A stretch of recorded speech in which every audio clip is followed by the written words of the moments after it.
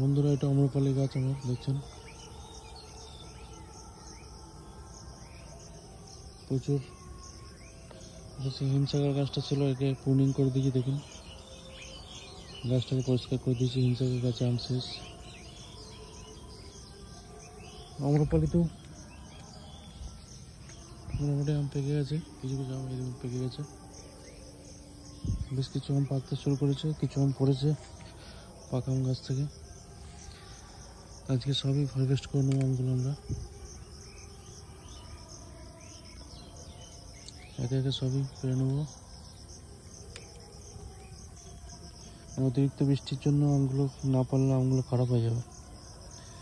Regular বৃষ্টি হচ্ছে, daily বৃষ্টি হচ্ছে এখন।